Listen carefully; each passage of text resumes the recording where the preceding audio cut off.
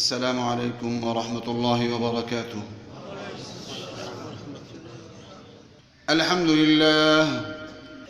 لله نحمده ونستعينه ونستغفره ونؤمن به ونتوكل عليه ونعوذ بالله من شرور أنفسنا ومن سيئات أعمالنا. من يهدي الله فلا مضل له ومن يضلله فلا هادي له. ونشهد أن لا إله إلا الله وحده لا شريك له. ونشهد أن سيدنا ومولانا محمدًا عبده ورسوله صلى الله تعالى عليه وعلى آله وأصحابه أجمعين. أما بعد، فأعوذ بالله من الشيطان الرجيم. بسم الله الرحمن الرحيم. وإلهكم إله واحد لا إله إلا هو الرحمن الرحيم. صدق اللہ العظیم. دشمنوں کو عیش آب و گل دیا، دشمنوں کو عیش آب و گل دیا، دوستوں کو اپنا درد دل دیا.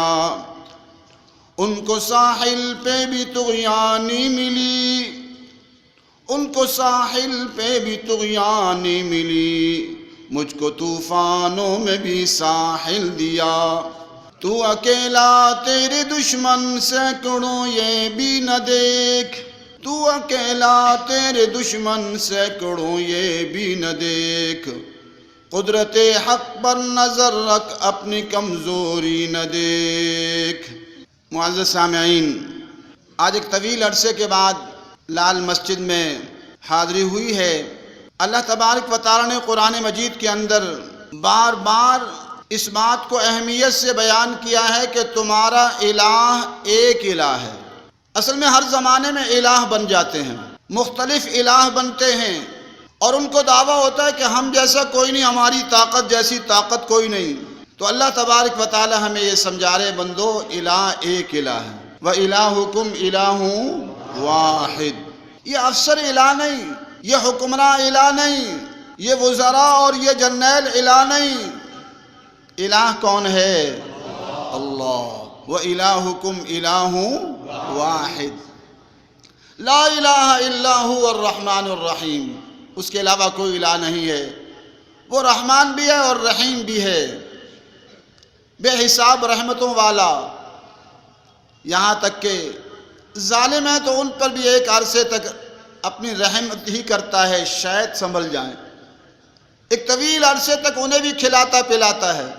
ظالموں کو بھی اولاد دیتا ہے، ظالموں کو بھی نعمتیں دیتا ہے، اور وہ اس پر سمجھتے ہیں کہ شاید اللہ تبارک و تعالی ہم سے راضی ہے، خوش ہے. اس لیے تو اللہ تبارک و تعالی اپنے نہ ماننے والوں کو، ظالموں کو، جابروں کو، بلکہ بعض اوقات انہیں زیادہ ہی دیتا ہے.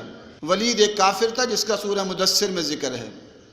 اس کے 10-11 بیٹے تھے، اور آپ صلی اللہ علیہ وسلم کے 3 یا 4 بیٹے ہوئے، چاروں فوت ہو گئے، تینوں فوت ہو گئے. تو ان کو کہنے کا موقع ملا، نعوذ باللہ، کہ محمد صلی اللہ علیہ وسلم تو مقطوع النسل رہ جائیں گے، ان کے تو اولاد ہی فوت ہو گئی ہے.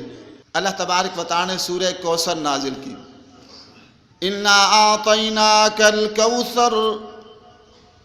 اللہ تبارک و تعالی نے فرمایا ہم نے آپ کو بے حساب بھلائیاں عطا کر دیں، بے حساب بھلائیاں.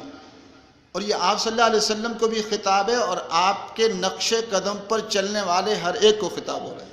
اصل آپ کو ہی ہے.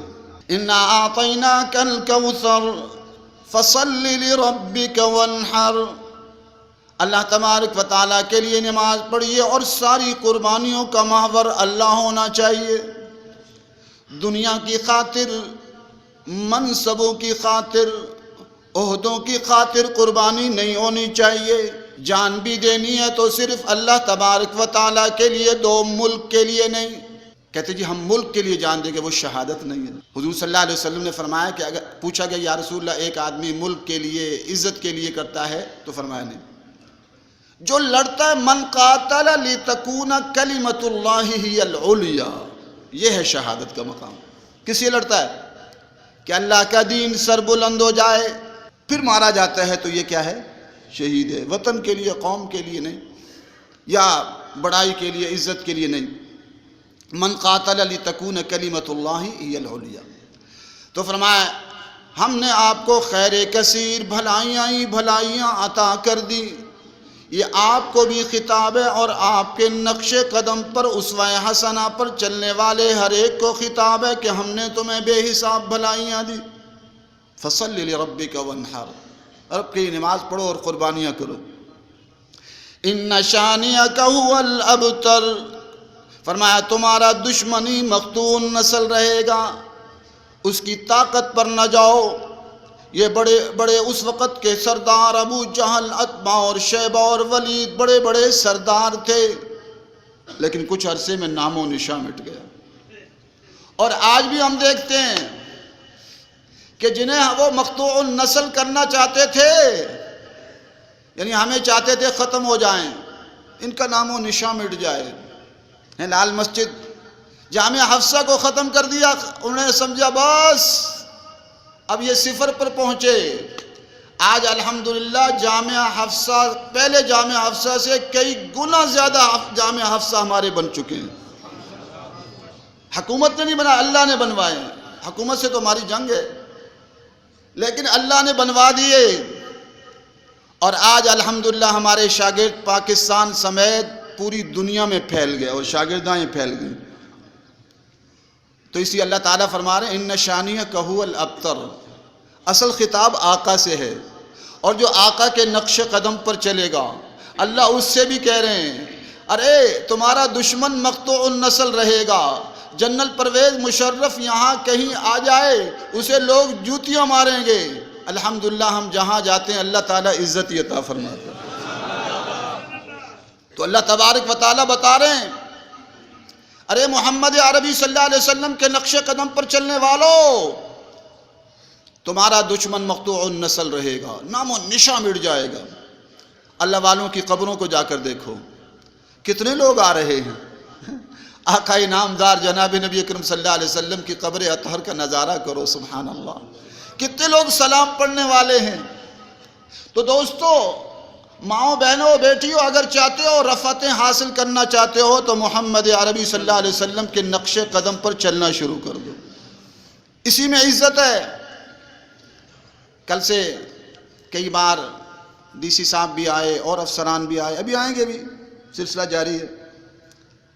میں نے ڈی سی صاحب سے کہا ڈی سی صاحب کافی عرصے سے کچھ مسائل چل رہے تھے، ہم آپ کو فون کرتے، ام حسان صاحبہ فون کرتی، خطوط لکھتے آپ کو، پہلے ڈی سی کو کبھی جواب ہی نہیں آتا۔ میں نے کہا انشاءاللہ اسلامی نظام آیا نا تو ہم سارے افسران سے کہیں گے کہ سارے کے سارے مساجد میں نماز پڑھا کرو۔ اگر سارے افسران، ڈی سی، کمشنر اور تھانے دار، ایس پی سمیت سارے مسجدوں میں صرف نماز پڑھیں اور مسجد کے اندر 15-20 منٹ بیٹھ جایا کریں، آدھے مسائل وہیں حل ہو جائیں گے۔ میں نے کہا آپ ملتے ہی نہیں۔ اب ہم نے تھوڑا سا دباؤ ڈالا، یہاں پہنچے تو آپ کل سے چوتھی مرتبہ بھی ہو کر گئے۔ میں نے کہا یہ تو کوئی نظام نہ ہوا نا۔ اصل یہ ہے، اسی لیے تو ہمیں نماز کا حکم ہے 5 وقت۔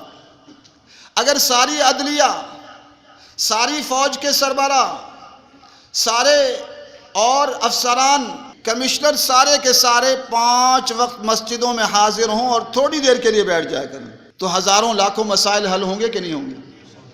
یہاں کیا ہے، یہاں تو ملتے ہی نہیں ہیں۔ یہاں کیا ہے، ملتے ہی نہیں ہیں۔ تو میں عرض کر رہا تھا دوستو، اللہ تبارک و تعالیٰ کا قانون ہے کہ اللہ تبارک و تعالیٰ کے دین کی خاطر جو قربانیاں دیتا ہے اللہ اسے عزتیں دیتا ہے۔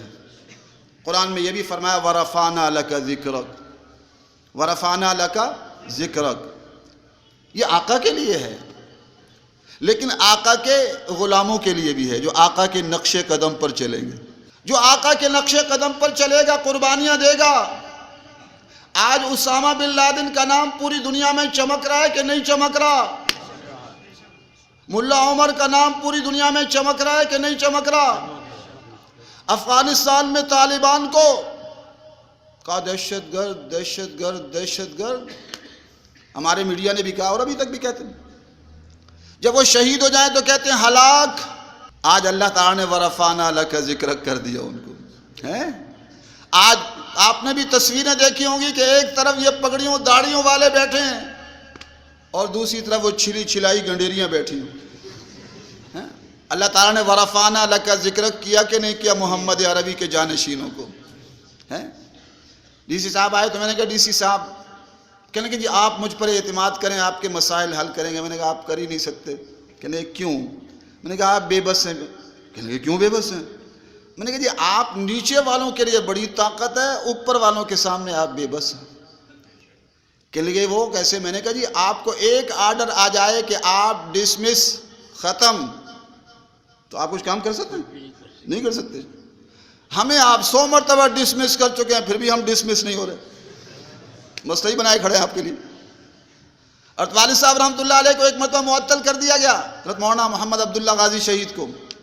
ابا جی نے فرمایا کہ جمعے کے بعد، نماز کے بعد ایک بات کرنی ہے۔ پھر جمعہ پڑھا لیا تو پھر فرمانے لگے کہ یہ بتاؤ کہ اگر کوئی معطل ہو افسر تو اس کے قلم کی کوئی چیز حکم نامہ چل سکتا ہے؟ انہوں نے کہا نہیں۔ فرمایا بات یہ کہ میں تو معطل کر دیا گیا ہوں، میں نے نماز پڑھا دی ہے، نماز ہوئی کہ نہیں ہوئی؟ انہوں نے کہا ہو گئی۔ تو حضرت والد صاحب نے فرمایا یہی مسئلہ ہے تمہارا اور ہمارا، ہم معطل ہو کے بھی معطل نہیں ہوتے۔ تو ورفعنا لک ذکرک، محمد عربی صلی اللہ علیہ وسلم، پوری دنیا میں اللہ نے آپ کا ذکر بلند کر دیا، اور جو آپ کے نقش قدم پر چلے، حضرت ابو بکر صدیق رضی اللہ تعالیٰ عنہ، ان کا بھی ورفعنا لک ذکر کر دیا۔ حضرت عمر فاروق چلے، ان کو بھی ورفعنا لک ذکر کر دیا۔ حضرت عثمان غنی چلے، ان کو بھی ورفعنا لک ذکر کر دیا۔ حضرت علی رضی اللہ تعالیٰ عنہ چلے، ان کا بھی ورفعنا لک ذکر کر دیا۔ اور قیامت تک جو محمد عربی صلی اللہ علیہ وسلم کے نقش قدم پر چلے گا، ورفعنا لک ذکرک ہوتا جائے گا۔ اور اللہ تبارک و تعالی نے جیسے آپ صلی اللہ علیہ وسلم کو قسم کھا کر کرا، فرمایا والضحی واللیل اذا سجا، سورج کے چڑھنے کی قسم، رات کے چھا جانے کی قسم، ما ودعک ربک وما قلی، کہ آپ کو آپ کے رب نے چھوڑا نہیں اور آپ سے دشمنی نہیں کی۔ تو اللہ تبارک و تعالی نے صرف یہ آپ کے لیے نہیں ہے، جو بھی محمد عربی صلی اللہ علیہ وسلم کے نقش قدم پر چلے گا اللہ اس کو چھوڑے گا نہیں، اس کی مدد کرے گا۔ الحمدللہ آج بھی اللہ ہماری مدد کر رہا ہے۔ کہاں ہے جنرل پرویز مشرف؟ مقطوع النسل ہو رہا ہے، کوئی اس کا نام و نشان ہے؟ نام لینے والا ہے جس کے ایک فون سے فوجیں حرکت میں آ جاتی تھی، اس کو الہ بنایا ہوا تھا، الہ بنایا ہوا تھا۔ سر سر سر سر سر سر ہوتی ہے نا۔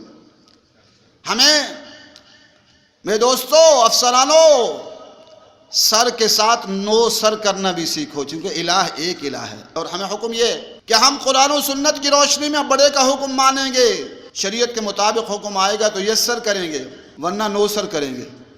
ورنہ کیا کریں گے؟ نو سر کریں گے۔ یہاں تو یس سر ہی یس سر چلتا ہے، لیکن ہمیں حکم نہیں ہے، بیٹے کو بھی حکم نہیں ہے، باپ کو بھی حکم نہیں ہے، بیوی کو بھی حکم نہیں ہے۔ شوہر حکم دے شریعت کے دائرے میں تو مانیں گے، نہیں تو نہیں مانا جائے۔ باپ بھی حکم دے شریعت کے دائرے میں مانا جائے گا، ورنہ مانا نہیں جائے گا۔ حکم کس کا؟ اللہ کا۔ الہ کون ہے؟ حکم کس کا؟ لیکن ہمارا المیہ کیا ہے کہ ہمارے ہاں حکم کس کا چل رہا ہے؟ امریکہ، برطانیہ کا، انگریز کا۔ 70 سال بیت گئے اور آج بھی عدالتوں میں انگریز کا نظام چل رہا ہے۔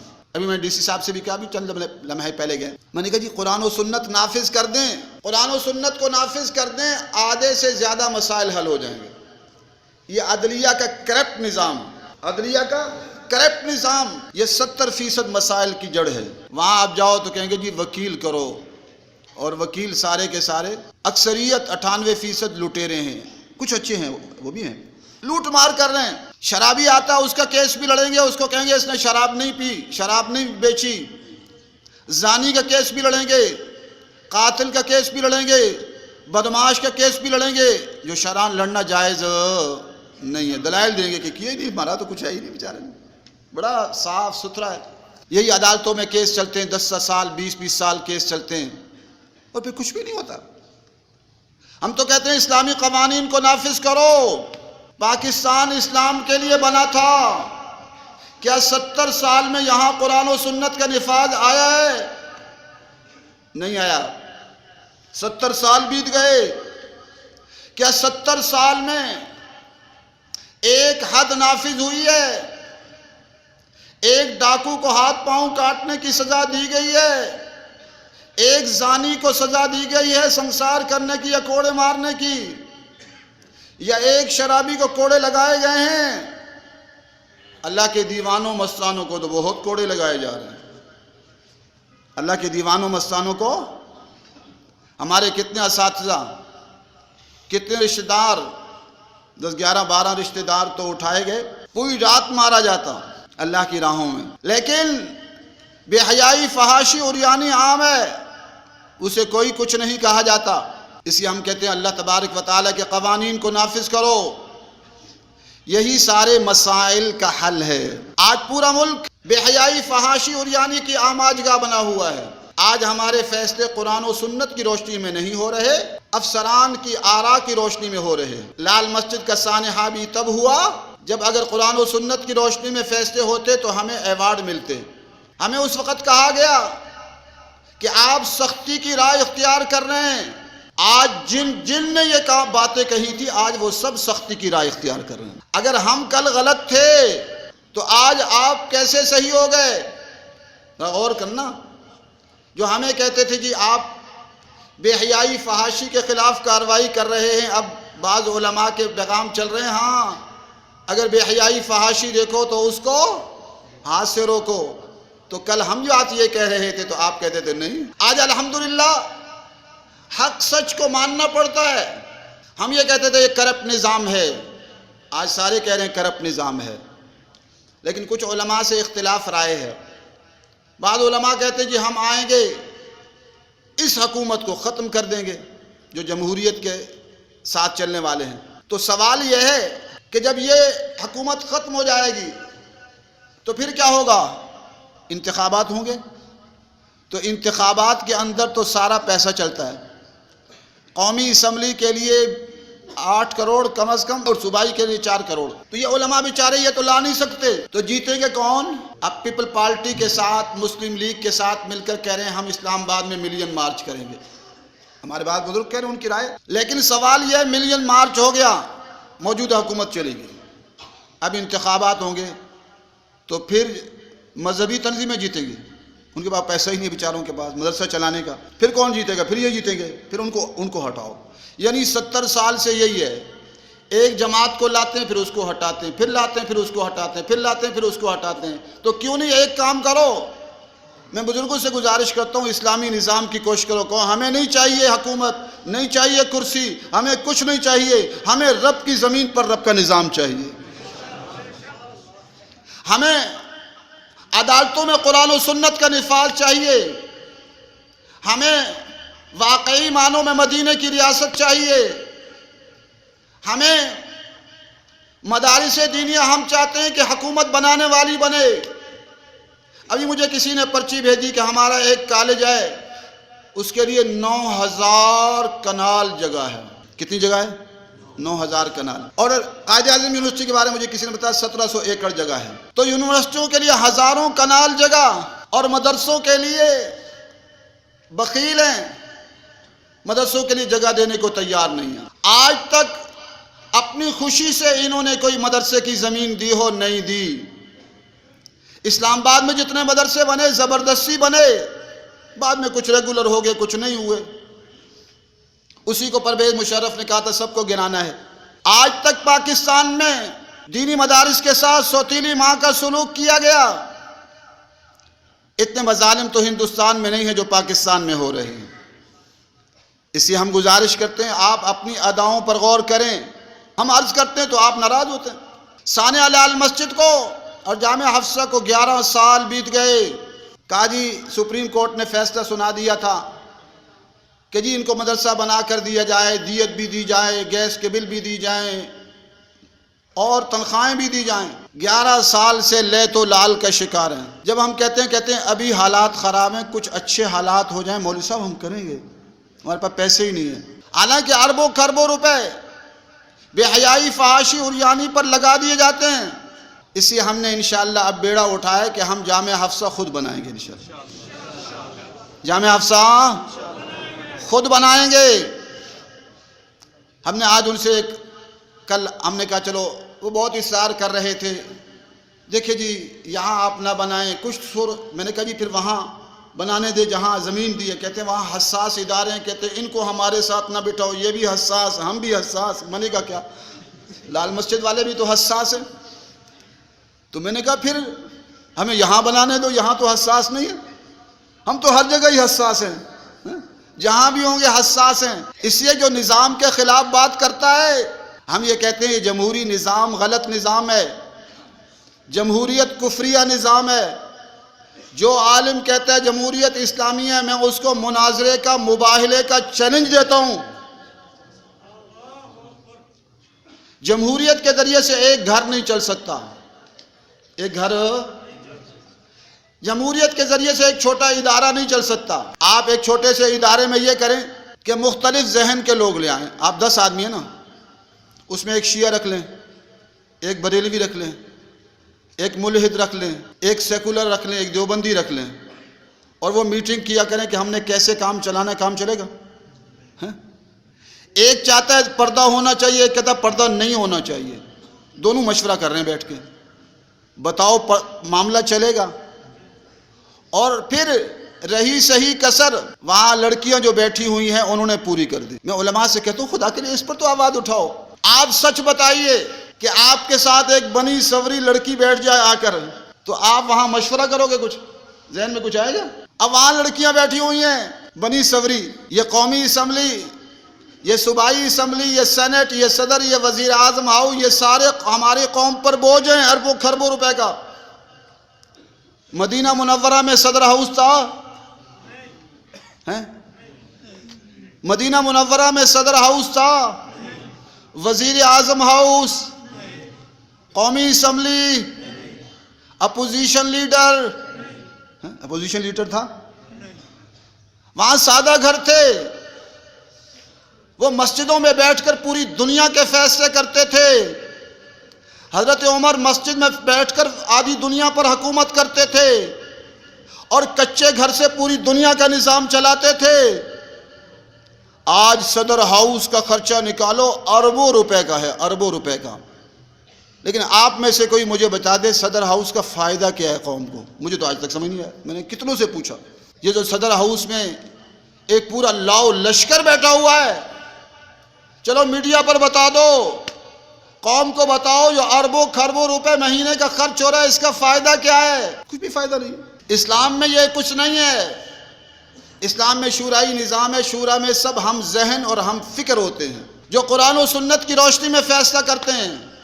میرا دعویٰ ہے قومی اسمبلی، صوبائی اسمبلی، سینٹ کو آپ ان سے پوچھو 98% کو قرآن پڑھنا ہی نہیں آتا، قرآن مجید کا ترجمہ ہی نہیں آتا، حدیث آتی نہیں ہے، وہ مشورہ کیا دیں گے قرآن و سنت کی روشنی میں؟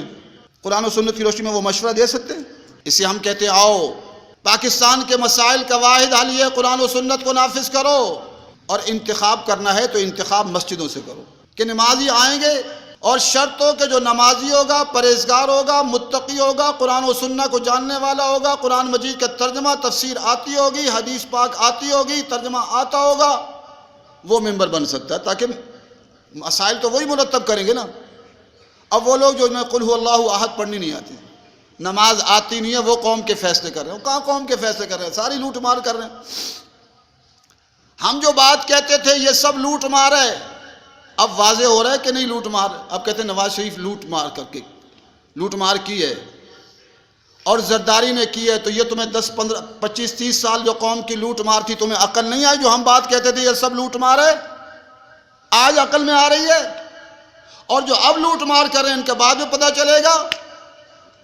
آج کہہ رہے ہیں نواز شریف نے لوٹ مار کی ہے، ایک نے نہیں کی، میں کہتا ہوں، گزارش کرتا ہوں، پاکستان میں اسلامی نظام کے لیے اٹھیے علماء کرام.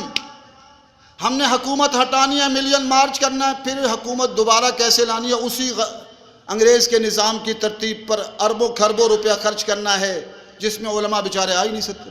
آپ مسجدوں سے انتخاب کیجئے نیک صالح کا، اور ہر مسجد میں سے ایک فرد منتخب ہو، پھر یہ سارے مل کر اپنے میں سے ایک نیک صالح کو منتخب کر لیں علاقے میں. بس کتنا خرچہ ہوگا؟ کچھ بھی نہیں.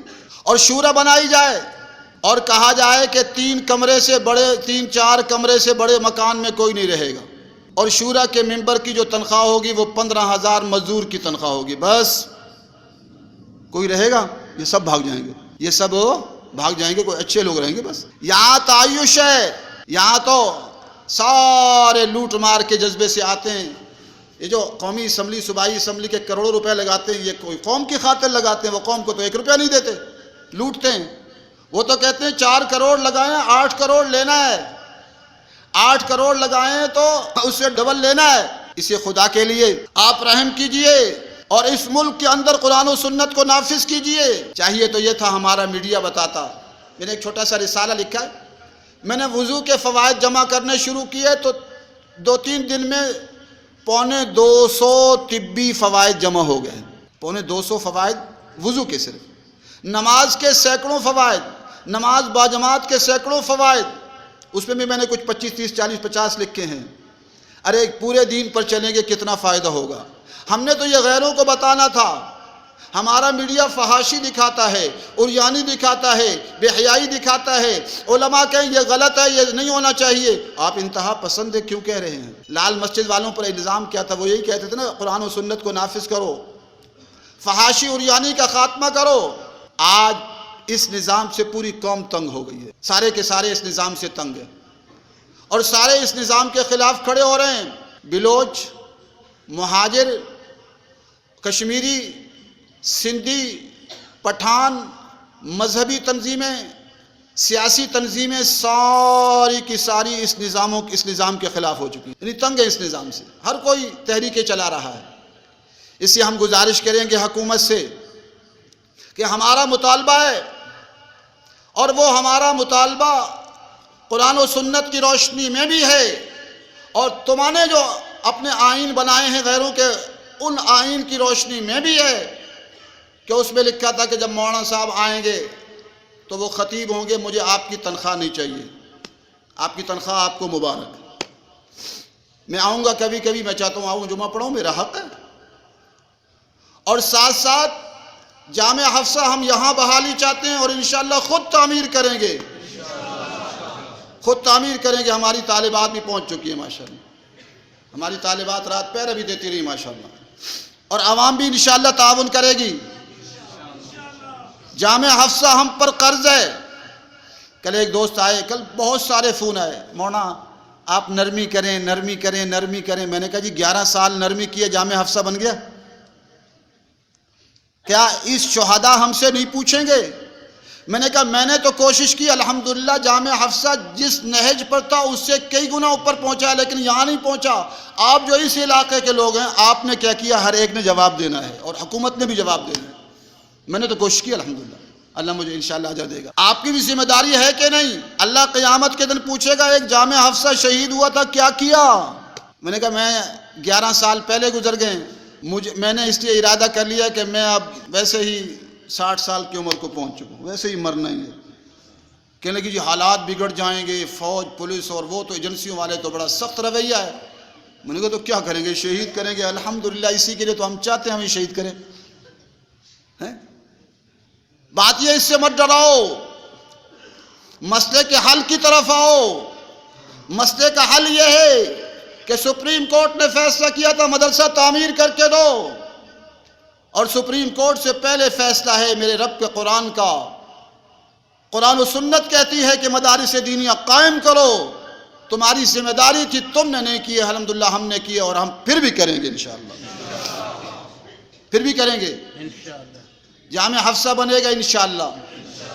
اور الحمدللہ میرا ایمان ہے، مسجد میں بیٹھا ہوں اور میری معلومات بھی ہیں کہ قربانیوں کے بعد رنگ آیا کرتا ہے. بعض لوگ کہتے ہیں مولوی صاحب دیکھیں نا حالات خراب ہیں، کچھ گڑبڑ بھی ہو سکتی ہے، جانیں بھی جا سکتی ہیں۔ میں نے کہا صحابہ کرام جب جہاد پر نکلے ان کو پتہ تھا کہ واپس آئیں گے؟ سب کو پتہ تھا واپس آئیں گے؟ بدر میں پتہ تھا واپسی ہوگی، احد میں پتہ تھا، خندق میں پتہ تھا، یرموک میں پتہ تھا۔ ارے جہاد تو نام ہی اسی کا ہے کہ کشتیاں جلا دو اور اللہ پر توکل کر کے نکل جاؤ، پھر چاہیں گے تو واپس آئیں گے، نہیں تو اوپر چلے جائیں گے، اپنے رب سے ملاقات ہو جائے گی انشاءاللہ۔ اس لیے ہمیں مت ڈراؤ، ہم مدرسہ بنانا چاہتے ہیں اور اسی آب و تاب کے ساتھ یہاں مدرسہ چلانا چاہتے ہیں۔ اس کی زمین پر یہاں دفتر پر جو ہے بن سکتے ہیں، 9000 ایکڑ پر یونیورسٹیاں بن سکتی ہیں، 1700 ایکڑ پر قائد اعظم یونیورسٹی بن سکتی ہے، تو چند کنال پر جامع حفصہ کیوں نہیں بن سکتا؟ تو اس لیے ہم انشاءاللہ جامع حفصہ بنائیں گے، جامع حفصہ بنائیں گے، ہم اپنی کوشش کریں گے، باقی اللہ کے ہاتھ میں ہے۔ ہم نے ارادہ اور عزم کر لیا ہے، باقی ہمیں مت ڈراؤ۔ ہم جس چیز سے آپ ڈراتے ہیں اس کے تو ہم متمنی ہیں، اس کے کیا ہیں؟ ہم متمنی ہیں۔ پھر سوال پیدا ہوتا ہے، وہ کہیں گے جی آپ یہ سکوٹی مکوٹی کیوں رکھتے ہیں؟ میں نے کہا یہ شریعت کا حکم ہے، خذوا حذرکم، تو ہم ان کے لیے لقمہ تر بند کر رہے ہیں؟ نہیں، یہ شریعت کا حکم پورا کر رہے ہیں۔ آپ صلی اللہ علیہ وسلم بھی محافظ رکھتے تھے، تو شریعت کا حکم پورا کر رہے ہیں۔ بہرحال ابھی ان سے مذاکرات چل رہے ہیں، انہوں نے ایک گزارش کی اور کل سے وہ گزارش کر رہے تھے، اور اس کے ساتھ ساتھ ہمارے کچھ علماء نے بھی مجھ سے گزارش کی، بہت گزارشیں کی، تو میں نے کہا چلو کسی حد تک مان لیتا ہوں، زیادہ تو نہیں، کسی حد تک مان لیتا ہوں، چلو اب وہ ہم مان لیتے۔ اور وہ یہ ہے کہ میں نے کہا جی پہلے بھی ایک جمعے کو میں آیا تھا، آپ نے کہا نماز نہ پڑھائیں، چلو میں نے کہا میں نماز نہیں پڑھاتا، اور میں نے کہا کہ چلو آج ایسا کر لیتے ہیں، ہم نے مشورہ کیا ام احسان نے، ہم سب نے، کہ خطبہ میں پڑھوں گا اور خطبے کے بعد علامہ عبدالرشید غازی شہید کے بیٹے مولانا ہارون غازی 2 رکعت نماز جمعہ پڑھائیں گے، اور اس کے بعد میں دعا کراؤں گا انشاءاللہ، اور انشاءاللہ ہماری تحریک جاری رہے گی، اسلامی نظام کی تحریک بھی جاری رہے گی، اور جامع حفصہ بھی بن کر رہے گا۔ دیکھیے یہ نیوزی لینڈ کے اندر غالباً حادثہ ہوا، اس قربانی کی برکت سے کتنے مسلمان ہوئے، تو ایسے ہی میرا ایمان ہے کہ جامع حفصہ کی ایک ایک اینٹ سے ایک جامع حفصہ اور مدرسے نے جنم لیا ہے۔ پہلے اتنے مدرسے نہیں تھے، آپ پوچھ لیں جا کر، جو ہے اسلام زندہ ہوتا ہے ہر کربلا کے بعد، تو یہ بھی تو کربلا تھا، کربلا تھا، اسلام زندہ ہوا ہے۔ ایک مجاہد نے مجھے بتایا جو افغانستان میں طالبان کے ساتھ کام کر رہا تھا، کیسے سن 2005-6 کے اندر ہم مایوس ہو چکے تھے، ہمیں ساتھی ملتے ہی نہیں تھے، آتے ہی نہیں تھے، ایک مایوسی کی کیفیت تھی، اور زیادہ تر ہمیں امریوں کے اوپر حملہ کرنے کے لیے فدائیوں کی ضرورت تھی۔ کہتے ہیں کہ جب جامع حفصہ کا سانحہ ہوا تو اتنے زیادہ فدائی اور مجاہد پہنچنے شروع ہوئے کہ ہم حیران ہو گئے، قربانی یہاں لگی اور مدد وہاں پہنچ گئی۔ تو اس لیے بہرحال ہم اپنی تحریک کو جاری رکھیں گے، اسلامی نظام کی تحریک بھی جاری رہے گی، اور اس پہ میرے بیانات فیس بک پر چلتے رہتے ہیں، ہم ذہن سازی فکر سازی کر رہے ہیں، اور اس کے ساتھ ساتھ جامع حفصہ اور مختلف جگہوں پر بھی تعمیر ہوئے ہیں، اور پورے دنیا میں تعمیر الگ ہمارے شاگرد اور شاگردائیں کر رہی ہیں، اور انشاءاللہ یہاں بھی ہم جامع حفصہ کی تعمیر کی تحریک کو جاری رکھیں گے۔ اللہ تبارک و تعالی ہم سب کو اعمال صالحہ کی توفیق نصیب فرمائے۔ وآخر دعوانا الحمدللہ رب العالمین۔